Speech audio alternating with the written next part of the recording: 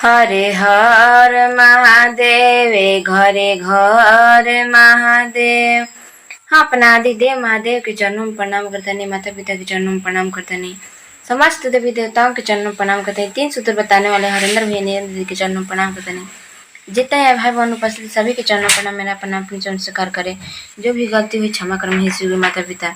चलिए जा बहुत ही सुंदर भोजन गावत नहीं, जौन भी गलती हुई क्षमा कर। गुरु सुतल बाड़े नींद में जगाई कोई से, शिव गुरु सुतल बाड़े नींद में जगाई कोई से, जगाई कोई से, ओ जगाई कोई से, जगाई कोई से, ओ जगाई कोई से, भोला सुतल बाड़े नींद में जगाई कोई से, भोला सुतल बाड़े नींद में जगाई कोई से। बक्सर नगरिया से जलावाले आईनी हो,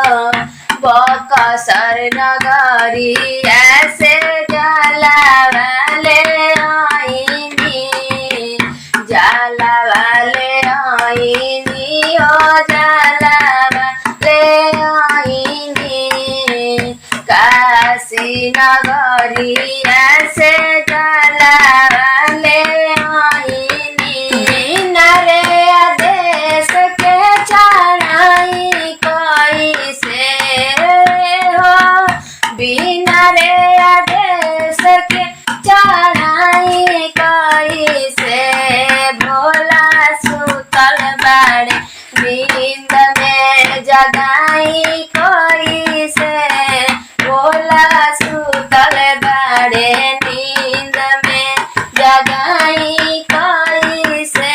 भंगिया के पीस के हम गोला बनावानी, गोला बनावानी हो, गोला बनावानी, भंगिया के पीस के हम गोला बनावानी, बिना रे आदेश के खियाई कोई से, ए ओ बिना रे आदेश के खियाई कोई से, भोला सुतल बाड़े नींद में जगाई कोई से, भोला सुतल बाड़े नींद में जगाई कोई।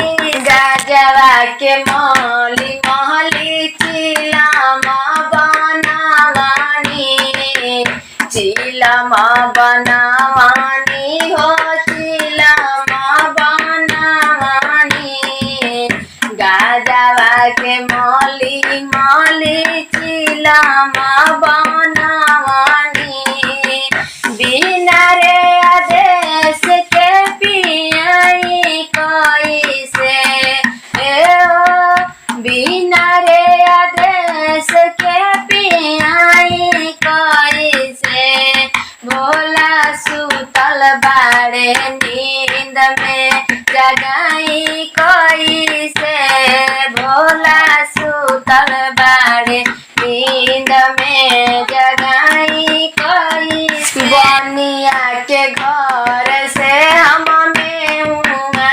मंगवानी, मेहुआ मंगवानी हो, मिसरी मंगवानी, बनिया के घर से हम मेहुआ मंगवानी, बिना रे आदेश के भोग लगाई कोई से, ए हो बिना रे आदेश के भोग लगाई कोई से, भोला सुतल बाड़े नींद में जगाई कोई से, भोला